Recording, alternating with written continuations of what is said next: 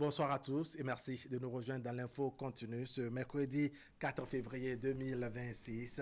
Les regards sont visiblement tournés vers la politique nationale, mais surtout vers le vol talon qui amorce progressivement son atterrissage. Le présent est intéressant, mais le futur préoccupe plus d'un. Si beaucoup saluent les réformes mises en œuvre jusque-là et les résultats qu'elles ont permis d'atteindre, ils sont également un bon nombre de Béninois à se questionner sur l'avenir. Que faire du chemin parcouru jusque-là? Comment entrevoir les perspectives politiques après Talon? Eh bien, on en parle entre confrères ce soir dans l'info continue. Nous sommes donc avec Kazmi Pedjo. Kazmi, bonsoir. Bonsoir Alik Para, bonsoir chers téléspectateurs. Bienvenue, vous êtes en face de Romuald Rouhi. Romuald, bonsoir. Bonsoir Wahab Alik Para, bonsoir Kazmi, bonsoir aux amis téléspectateurs de Canal 3 Bénin. Alors Kazmi Pedjo, il y a Patrice Talon qui s'en va au regard de la Constitution et du nombre de mandats déjà exécutés, mais c'est sa succession qui préoccupe beaucoup actuellement. Comment vous voyez cela? Patrice Talon s'en va, mais le Bénin reste. Et les Béninois vont rester. Et Patrice Talon va d'ailleurs rester, comme des Béninois. Et certainement qu'une nouvelle équipe va s'installer. Et va vouloir donc continuer l'œuvre entamée depuis 1960. L'œuvre entamée depuis 2010, 2016, ou bien depuis 90. Et donc, dans cette continuité, d'abord, quel que soit celui qui serait là, qu'il soit de l'opposition, de la mouvance ou d'un milieu neutre, je ne sais pas trop, il va d'abord continuer ce qui est fait juste là. Il va payer les salaires aux Béninois. Il va continuer donc avec l'équipe qui est là. Et quitte à lui maintenant de changer, de revoir un peu les choses. Donc le Bénin va rester, l'administration va rester. On a souvent l'habitude de dire par ici que gouverner c'est prévoir, c'est vrai. Mais on a aussi l'habitude de dire que l'administration est une continuité. Donc je ne crois pas savoir que Patrice Talon soit donc ce Jésus qui va partir et qui va laisser beaucoup de goût amer pour son départ. Non, c'est pas évident. Il va laisser vraiment un départ un peu mouvant, un peu joyeux pour certains, un peu triste pour d'autres. Pour certains Béninois, bon, c'est un peu comme un train qui vient à l'heure à la gare, quoi. Ça ne va pas intéresser. Mais toujours est-il que le Bénin va donc continuer, va survivre après donc mai 2026. Et certainement qu'on aura le temps d'évoquer les différents aspects qui pourront donc intéresser les Béninois en termes donc de continuité. D'accord, oui, on va revenir sur ces aspects. Patrice Talon va raccrocher d'ici mai prochain, mais sa succession intéresse déjà beaucoup. Comment vous appréhendez cela?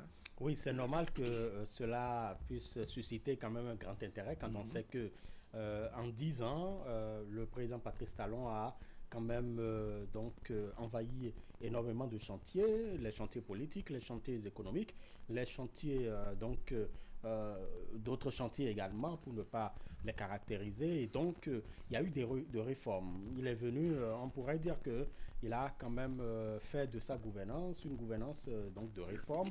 Et cela a suscité par ailleurs des grincements de dents. Cela a permis au Bénin également d'avoir depuis quelques jours, on en parle aussi, d'avoir un monde de splendeur, de vivre un certain nombre d'attraits. Mais n'oubliez pas que là où il y a quand même le sel, il y a le sucre. Là où il y a donc le mauvais, il y a également le bon, véritablement. Donc, même si le président Patrice Talon part, il y aura toujours des Béninois qui vont toujours continuer l'œuvre, qui vont perfectionner, parce que lui-même, à plusieurs reprises, a reconnu qu'il n'est pas Dieu pour ne pas faire des erreurs. Et donc, certainement, il y a des pistes à améliorer. Certainement, il y a donc des balises à remettre. Certainement, il y a donc un certain nombre de choses à renforcer véritablement. Et le départ donc du président Patrice Talon, cela montre tout simplement que donc l'homme est appelé à pouvoir exercer donc son pouvoir pendant un temps et passer le flambeau. Mais l'autre chose également, c'est que Patrice Talon a su quand même prendre un certain nombre de mesures pour que après lui, l'œuvre continue. Pour que l'œuvre puisse continuer. Comment dire, Casimir Pédio le soulignait déjà, l'administration est une continuité. On a souvent entendu tout cela. Eh bien, on va mettre l'accent sur ces réformes, n'est-ce pas, du président Patrice Talon, et comment il faut entrevoir la suite, en tout cas après Talon, comment il faut entrevoir tout cela, puisque les plus gros chantiers en termes de réformes, c'est beaucoup plus au niveau des réformes institutionnelles et politiques. Comment vous voyez le futur de toutes ces réformes qu'on est parvenu à mettre en œuvre jusque-là? D'abord, le premier, si vous permettez, c'est pas classé comme ça, mais pour moi, le premier, c'est la sécurité et la défense du territoire. Je n'ose pas croire que ceux qui sont en train donc d'être promus, ou bien ceux qui auront la charge dès donc 2026, nous y sommes, mais dès donc mai 2026, vont faire moins que ce que leurs prédécesseurs ont eu à faire en termes donc de quiétude, en termes donc de paix, en termes donc de garantie donc de la souveraineté nationale. Je n'ose pas croire qu'ils feront moins que ceux-là. Donc, à défaut donc de perpétuer la tradition, c'est de maintenir tout au moins l'équilibre que nous avons eu juste là. Le défi sécuritaire avec donc le Nord, je ne veux pas évoquer donc le Nord que vous savez, est un défi majeur pour l'armée béninoise. Et on doit pouvoir gagner ce pari-là pour donner donc de l'envie de vivre à nos frères et sœurs qui sont de l'autre côté donc, je peux dire ainsi, de l'océan, leur donner donc l'envie de vivre. Donc le défi sécuritaire pour moi n'a pas de prix et aucune politique ne saurait donc se mettre au travers pour qu'on dise qu'il y a alternance, il n'y a pas alternance. Non. L'armée doit pouvoir nous c'est un point cardinal pour vous. Merci beaucoup. C'est un point cardinal. D'accord. Après ce défi sécuritaire, on peut maintenant commencer par dire, parce que quand vous avez la paix et la quiétude, vous pouvez manger, Ali. Vous pouvez manger. D'accord. OK. Donc, l'agriculture, la culture, tout ça, pour moi, c'est la deuxième priorité des Béninois. Si nous ne mangeons pas, ben écoutez, vous pouvez tout dire aux Béninois, ils ne vont pas vous écouter. Donc, la question donc de la sécurité gastronomique paraît pour moi comme le deuxième pilier après donc ce qu'on peut appeler réforme par ici, tout ce que vous voulez, et maintenant la santé. D'accord. Oui. D'accord. Lorsque vous avez une bonne santé, on va revenir sur ces aspects, mais je voudrais voir avec Romuald Nwoui, puisque nous parlons des perspectives beaucoup plus politiques. On a eu des réformes politiques sous le président Patrice Talon, les plus dures, les plus molles, les plus souples et autres. Ça dépend de là où on est situé. Mais la question qu'on se pose, c'est le futur de tout cela. Est-ce qu'on maintient ça comme acquis? Est-ce qu'il faut casser certaines choses et autres? Comment vous voyez ça? Bon, déjà, il faut savoir que quand un autre régime se met en place, c'est avec de nouveaux objectifs, c'est avec une nouvelle vision, seulement qu'aujourd'hui, comme je le disais, il y a un dispositif qui a été mis en place pour pouvoir permettre au Bénin, dans donc, un certain nombre d'années, en tout cas jusqu'au centenaire donc, de notre indépendance, que nous ayons quand même un document global auquel nous nous soumettons. Donc, puisque ce document se repose sur la paix, sur la bonne gouvernance, donc le rayonnement culturel, et puis sans oublier bien évidemment d'autres choses, il faut pouvoir avouer que celui qui vient ou l'équipe qui viendra va pouvoir quand même tisser au bout de l'ancien code, parce que l'ancien code n'est pas fait de mauvaises choses. Vous comprenez? Donc je ne vois pas un régime qui viendra foutre le bordel, par exemple, dans l'univers politique, en permettant à tout de go que tout le monde puisse créer un parti politique comme on le faisait par le passé. Oui, bien évidemment, parce que en réalité, ce n'est pas si facile de créer de partis politiques aujourd'hui. Parce que par le passé, vous savez que vous pouvez être donc président de votre formation politique, vous n'avez même pas de siège. Comment on dit par le passé? Nous qui sommes ici nous sommes déjà un parti politique. Exactement. Et vous avez votre mallette, vous vous présentez en tant que président du parti politique, alors que vous ne dépassez même pas votre quartier. Pourquoi pas être l'homme en veste se voit. Voilà. Donc, je ne crois pas qu'il y aurait un désordre qui va se rétablir sur ce point-là. Parce que, véritablement, aujourd'hui, il faut quand même souffrir de dire que nous avons fait un travail. Un travail pour lequel nous sommes heureux aujourd'hui de compter les véritables partis politiques. Les partis politiques qui ont un ancrage national. Et aujourd'hui, je suis fier d'entendre quelqu'un du Nord dire « Je suis membre donc de tel parti politique ». Pendant le même temps, il y a quelqu'un donc d'une autre localité de notre pays, qui dit je suis membre de ce parti politique. Donc il y a un travail qui a été fait. Je ne crois pas que l'on puisse... On pourrait peut-être réajuster un certain nombre de choses. Alors cet héritage politique du président Patrice Talon, est-ce quelque chose à préserver? Est-ce quelque chose à dissoudre, à démolir, à revoir et à ajuster dans le futur? Vous avez vu, depuis que le Christ est parti, il a promis le Saint-Esprit. Depuis ce temps, personne d'autre n'est venu dire le contraire. On a toujours le Saint-Esprit qui est là, qui travaille. Patrice Talon a pris le soin donc de mettre sur pied quelque chose que personne ne pourra venir de sitôt pour donc dire qu'il veut déstabiliser ou mettre quelque chose d'autre. En tout cas, durant les 7 prochaines années, on va chercher un parti politique de l'opposition peut-être parmi ceux qui ont échoué la dernière fois. Mais vous voyez, c'est le truc de 0, quelque chose de pourcentage, 1%, à peine 10%. Le parti qui a le plus donné pour ces élections, en dehors des 2 blocs, on connaît aujourd'hui. Donc, il vaut quoi pour dire qu'ils veulent inquiéter? Donc, l'animation de la vie politique aujourd'hui, en tout cas après mai 2026, l'animation de la vie politique se tournera autour de ces 2 partis politiques. Donc, la question de l'opposition, sa tempête, et d'ailleurs la Constitution est venue donc, je dirais, apaiser tout le monde pour dire désormais il n'y aura pas donc ce tintamarre de ceci, cela. On va se calmer et on va travailler. Donc pour moi, la réforme du système partisan, je crois que nous allons véritablement l'éprouver à partir de mai 2026 avec ces 2 nouveaux partis politiques. Il n'y aura plus question donc d'opposition par ici en Afrique. Je crois que le Bénin est en train de donner donc ce modèle où on va assister donc à des débats d'idées entre les partis politiques. Si vous avez quelque chose à proposer, vous proposez. Et d'ailleurs, j'ose bien croire que l'ancien leader de LD, ancien président de la République, en prenant donc ses congés sanitaires, ses vacances sanitaires, a compris et il doit prendre de façon plus large ses congés et permettre donc à l'État de travailler parce que pour les 7 prochaines années, franchement, Ali, on a besoin de venir sur ce plateau et de décrypter véritablement la vision 2026 que nous avons. Nous avons besoin de décrypter des sujets véritablement pointus sur le développement de notre pays. Et non de venir chaque fois dire, bon, ils ont fait conférence de presse, on n'a pas donné quitus fiscal à tel, tel a dit ceci. Non, ce n'est pas de ça. On a besoin d'une quiétude. D'accord. Alors, et les partis politiques doivent pouvoir nous donner cette quiétude. Vous voulez réagir? Sinon, j'avais la même question pour vous, c'est-à-dire ce que Patrice Talon a laissé comme héritage politique, qu'est-ce qu'on en fait dans le futur, puisque c'est ça qui préoccupe les gens. Est-ce que, parce qu'il y a eu des coups de gueule par endroit et par moment, il faut diluer les choses? Est-ce qu'il faut tout casser? Qu'est-ce qu'on en fait concrètement? Est-ce un héritage à préserver? Vous savez, dans l'héritage, il y a tout ce qu'il faut. Il y a les choses qui sont bonnes, des choses qui sont bonnes, des choses qui sont moins bonnes.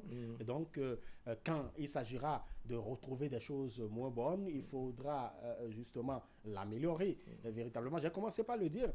Dans l'héritage politique de Patrice Talon, il y a l'assainissement de l'univers politique aujourd'hui. Et je le disais par la création des partis politiques. Nous en avons à peu près une 14aine, sinon 14 ou moins de 14 partis politiques aujourd'hui, vous comprenez. Et la loi dit que lorsque vous ne participez pas aux élections pendant un certain nombre de fois, donc vous êtes biffé, bien évidemment, de la liste des partis politiques. Vous comprenez? Donc la loi... C'est un grand challenge pour beaucoup de partis politiques. Exactement, bien évidemment. Mais je voudrais également, avant de poursuivre, je voudrais dire que ce n'est pas parce que les partis d'opposition, par exemple, ou d'autres partis, comme Moël, Bénin, par exemple, ces partis ne se retrouvent pas à l'Assemblée. Ça ne veut pas dire qu'ils ne sont pas partis politiques devant animer la vie politique. Oui, pas du tout. Ça, c'est pas très du clair. tout. Oui. Il y a, vous avez entendu parler même de l'opposition non parlementaire. Oui. Donc, en étant un parti politique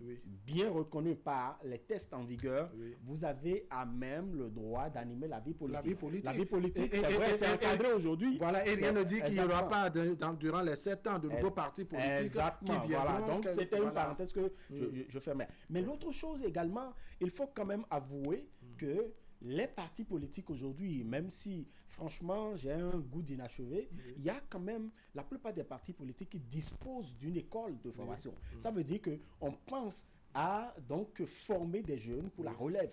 Parce que on a de plus en plus des jeunes qui militent, on a de plus en plus des femmes qui militent. Et véritablement, pour pouvoir être un bon militant, il faut être formé. Et je crois que ça, c'est important pour les partis politiques. Ça fait partie des choses qu'il faut réajuster au sein des partis politiques. Et l'autre chose... Et pour que cela ait des effets sur l'animation de la vie politique. Et l'autre chose également, c'est vrai que ces derniers mois ou ces dernières semaines, on a entendu l'opposition dire qu'ils n'ont pas bénéficié du financement. Le financement, c'est une bonne chose. Le financement public au profit des partis politiques, je crois que c'est un héritage qu'il faut préserver. Parce qu'en réalité, on rend responsable les partis politiques. On ne permet pas aux partis politiques de s'offrir donc des sources de financement occultes. Vous comprenez? Il faut avoir une certaine lisibilité parce que nous avons une Cour des comptes qui est là, qui a des prérogatives, des responsabilités vis-à-vis donc de ces formations politiques. Et donc le financement public, c'est un héritage qu'il faut préserver. Le statut de l'opposition, sinon le chef de file de l'opposition, c'est vrai.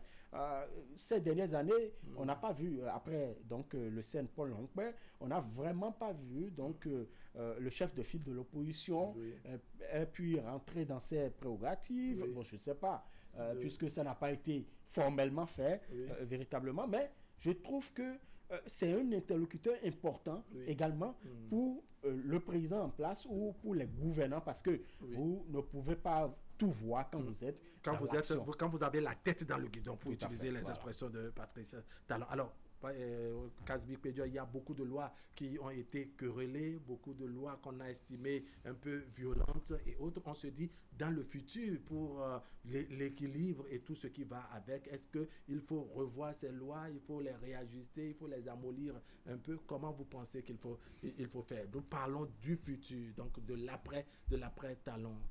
La loi a été difficile pour ceux qui ne veulent pas obtempérer, pour ceux qui pensent que le Bénin c'est un patrimoine privé et qu'il faut dilapider, qu'il faut faire ce qu'on veut. La loi a été dure pour eux. Je ne sais pas de quelle loi ils parlent. Moi, personnellement, je ne sais pas. Mais lorsqu'une loi est votée, que cela répond aux normes constitutionnelles et que la Cour valide et que le gouvernement promulgue, je ne vois pas en quoi il faut diluer une loi pour satisfaire aux déshydratats de X ou de Y. Quelles sont ces lois qui sont rigides? Moi, je n'en sais pas. Si c'est les lois liées donc aux réformes du système partisan, ces mêmes lois nous ont permis d'élire à la fois les députés et aussi les maires, enfin les élus locaux. Et bientôt, certainement, on ira aux élections présidentielles et c'est toujours avec ces lois. Donc, je ne vois pas la rigidité d'une loi pour demander donc sa flexibilité. Non, on ne va pas reculer, on va pas reculer, on va pas retourner en arrière. On va maintenir déjà donc ce que nous avons là, parce que ces lois-là nous ont permis d'avoir un résultat. Aujourd'hui, la signature de l'État, ça pèse. Quand on dit président de la République, on sait que c'est une institution. Quand on dit aux Béninois que le président de la République, les gens, ça se respecte. Quand on dit animation de la vie publique, chaque parti politique sait ce que c'est. Quand on dit allons aux élections aujourd'hui, Guy Mitokpe, qui est donc le porte-parole, le chargé de communication du parti de l'opposition, sait ce que c'est. Que véritablement mobiliser la troupe, avoir donc les documents qu'il faut pour aller. Donc, on ne va pas dire à Guy Mitokpe que désormais, ces lois qui l'ont éprouvé, qu'on a revu ces lois à la baisse pour qu'ils reviennent encore, que son parti revienne dans ce qui n'était pas bon. Donc, il vaut mieux améliorer, il vaut mieux continuer, donc pas maintenir ces lois-là. Parce que je ne vois pas en quoi ces lois-là vont porter en termes ramollir certaines lois sur le terrain politique et autres, certaines réformes sur le terrain politique. Pensez-vous que c'est un recul, que ce serait perçu comme un recul dans le futur? S'il faut pouvoir améliorer les choses, on peut toujours faire la relecture. La relecture d'une loi est prévue par nos tests. La preuve, même le gouvernement qui donc introduit à l'Assemblée nationale des projets de loi, après l'adoption donc de ces projets de loi, donc une initiative du gouvernement, de l'exécutif, après même l'adoption, le gouvernement également demande une seconde lecture. Et donc, pour améliorer certains articles, certaines dispositions. Parce que peut-être dans l'application, il pourrait y avoir des choses qu'on ne pourrait pas faire véritablement. Et donc, la relecture, ce n'est pas une faute, ce n'est pas un péché, puisque le gouvernement l'a fait plusieurs fois, vous comprenez? Et si nous voyons que telle loi dans l'application a semé énormément ou a causé énormément de tort, donc à la quiétude ou au vivre ensemble, pourquoi ne pas donc initier cela, et cela relève soit du président de la République, donc de l'exécutif, j'allais dire, ou bien évidemment des parlementaires. Même si aujourd'hui le Sénat peut demander donc une seconde lecture, vous comprenez. Mais donc la relecture, la preuve, par exemple, il y a des hommes des médias et des non-professionnels des médias qui ont demandé, qui demandent la relecture du code du numérique.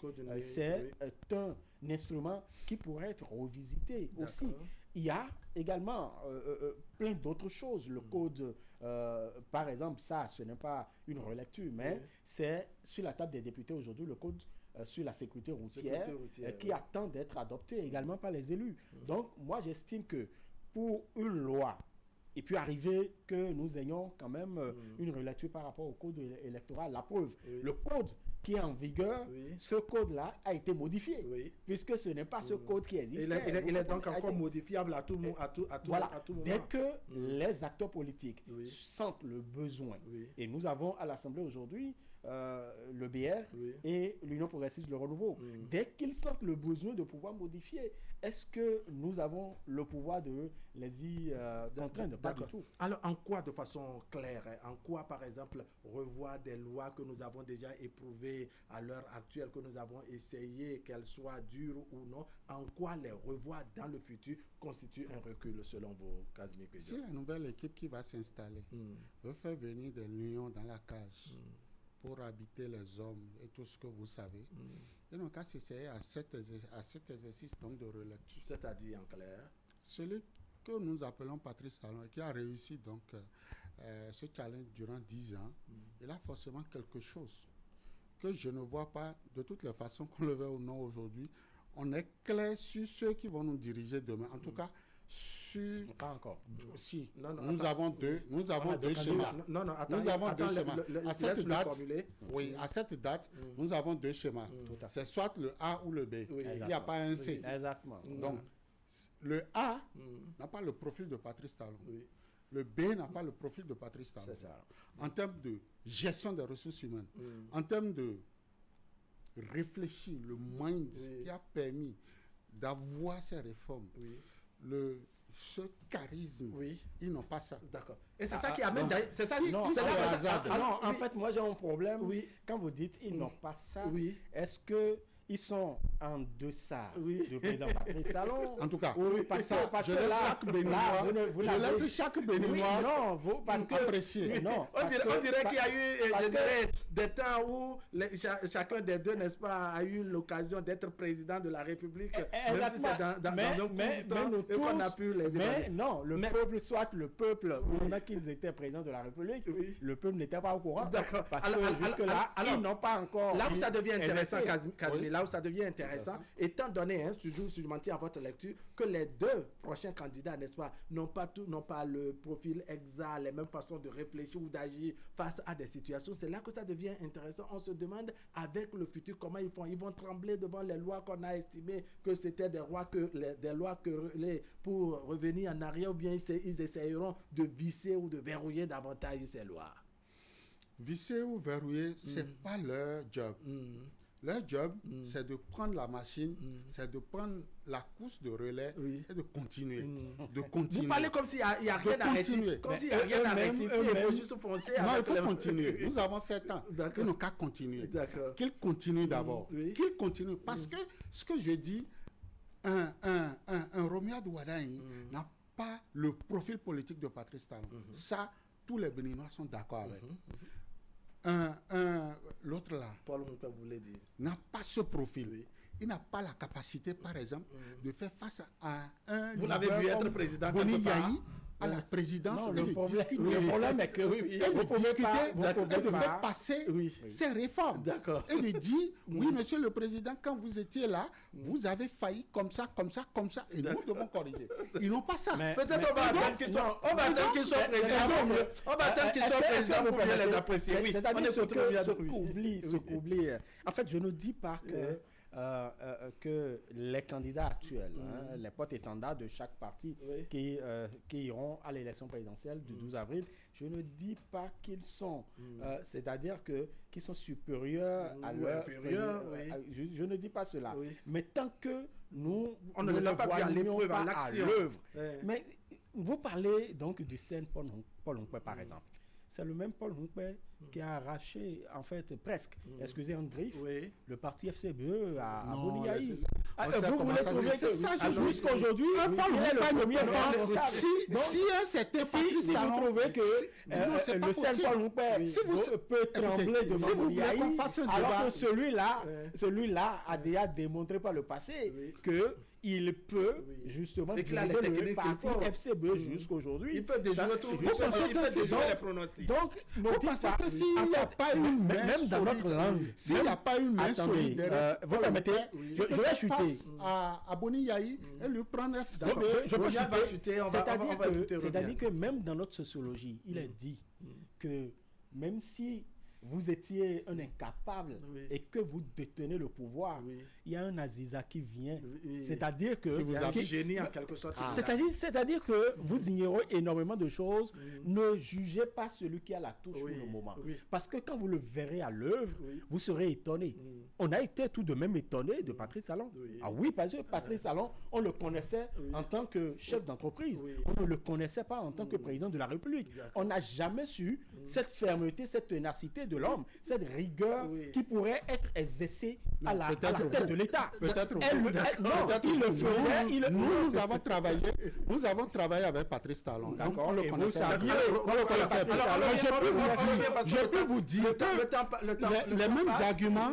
Quand Boni Yayi, j'ai suivi une vidéo de Boni Yayi la dernière fois qui disait que le 6 avril, quand il allait à Porto-Novo, il a fait un break à la présidence et il a vu le vieux, père à son âme, Kérékou, qui dansait avec Dassa Beauté. Et que le vieux lui a dit, fiston, sois le bienvenu, c'est dur, mais sois courageux. Mais vous avez vu comment il a géré? Des fois, écoutez, lui-même il a dit, il a plongé dans une piscine vide de caïmans et de tout ça. Donc ce n'est pas pour autant gagner à l'avance la gestion politique d'un État comme le Bénin. Et beaucoup de présidents l'ont dit. Kérékou lui-même, il a dit, le Bénin, c'est des lions. Alors, on revient pour conclure autour de notre... attention. On revient sur notre thématique.